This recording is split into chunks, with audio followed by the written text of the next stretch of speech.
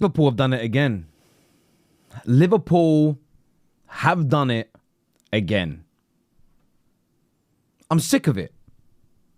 I'll be respectful. I'll be honest. I'm going to praise it. Don't you worry. But I am sick of it.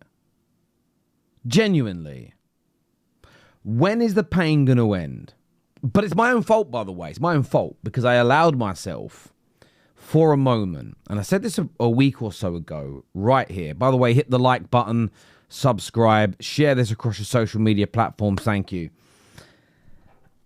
About a week or so ago, it may have been here, it might have been on the Football Terrace. If you don't know the Football Terrace, that is my main channel where I host all the live shows, where people were talking about the idea that Liverpool would go into this season with just Van Dijk, Konate, and Joe Gomez. And I said it would be great. It would be great if that is what Liverpool actually did. If Liverpool went into the campaign with, look, 3 very good centre-backs, 2 of which, though, that are very injury-prone. You are sort of dicing with danger. You're having a little smooch, a little cuddle, a little dance with the devil when you're doing that. No way. But I immaturely, it was delusional. I started to believe that maybe, just maybe, like the classic Brian McKnight and Lamar song, maybe, just maybe, Liverpool would somehow forget. They forget. Maybe Liverpool would forget. In the pursuit of Isak, in the excitement and the euphoria of that deal, they'd settle down. And just like in Home Alone, when they're relaxing, they get their Kevin moment when they realise, oh my God, we forgot to buy a centre-back. I don't know how I allowed my brain to concoct such a stupid, downright ridiculous fantasy. Because it was never going to happen. Mark Guehi to Liverpool isn't just a certainty, in my personal opinion. At £35 million, it's the deal. It could be the deal of the summer. I know Wirtz is the poster boy of Germany. He's one of the best attacking midfielders on earth. I get the excitement around Ugo Ekitike. I understand what it would mean for Liverpool to bring in Alexander Isak. We've spoke a lot about that on this channel and the nonsense being said. Amazing. The fullbacks, sensational. Sensational in every single which way. But at £35 million, Mark Guehi could be the best bit of business yet.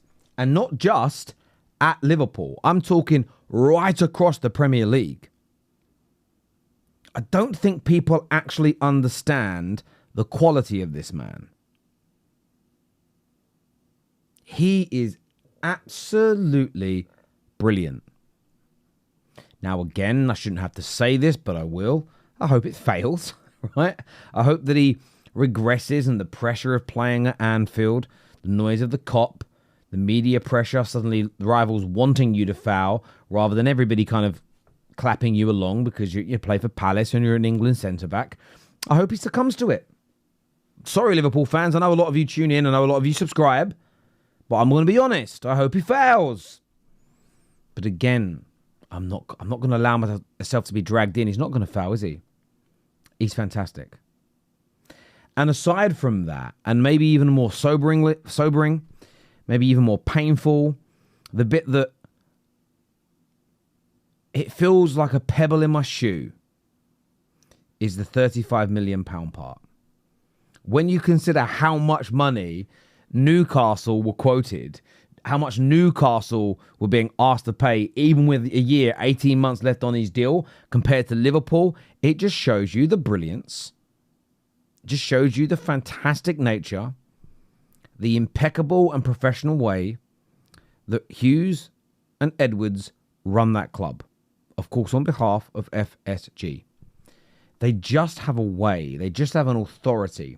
And I got called out earlier on today by a Liverpool fan. It's sort of, I don't know why he did this. He's, oh, Terry, you think United have been good at negotiating? Look at this deal. It's like, bruv, don't misrepresent me like that. I've said on many of my shows that I was very happy that Man United were difficult for Brentford to deal with, that we dug our heels in, that we didn't yield as they continued to raise the price and wanted over 70 million base and add-ons and shorter payment terms. We got a lot more of what we wanted. And the reason why I didn't like being misrepresented in that way is because what I was using as the example is that Liverpool, for donkey's years now, have been difficult to negotiate with, showed their authority, and they've got such a reputation that they get what they want, which is good. Again, I don't care if that's other clubs underselling their assets.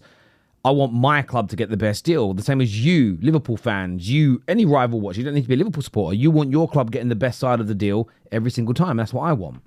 So I was called out by this guy today, and I sat there and just thought, your dig doesn't even make sense, because the only way your banter would make sense is if I was suggesting that what we do and how we negotiate is better than Liverpool's.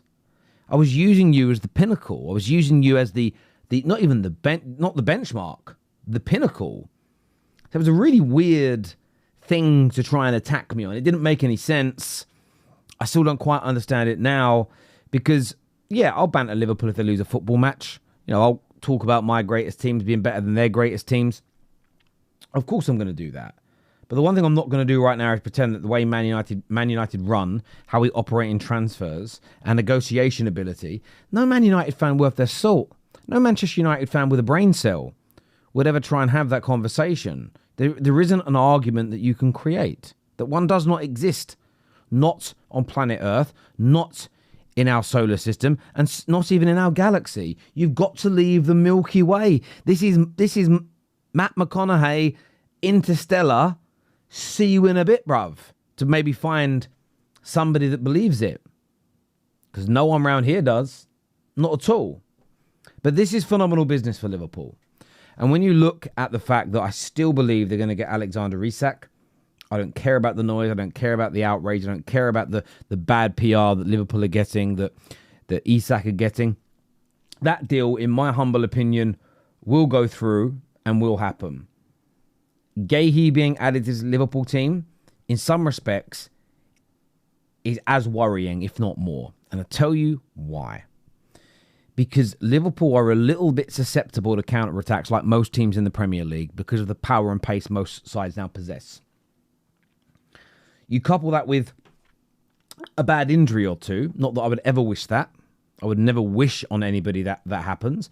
But if it does, and there's now a hole in that area, plus you're susceptible to counter-attacks, it could be the difference between Liverpool winning number 21 and falling short. Liverpool can win the league without Isak.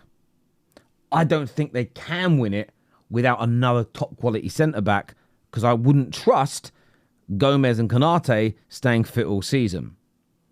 So this, along with Isak, will complete one of the best, one of the most phenomenal summer transfer windows ever in my lifetime. Maybe the best ever by a Premier League champion. And I've seen my own club, Man United, have many great ones. And maybe because it's the here and now, I'm getting a little bit swept up in it. Maybe it's my fear, my anxiety, my worry about the way Liverpool are operating. But this deal, again, for Liverpool Football Club, represents fantastic business in terms of the player, the quality of the individual. Represents amazing transfer negotiations. It is not a colossal amount of money being spent. And I can't lie to you. It worries me. Hit the like button, please, if you haven't done so already. Make sure you're subscribing. And, yeah, we'll see you all again soon. Peace.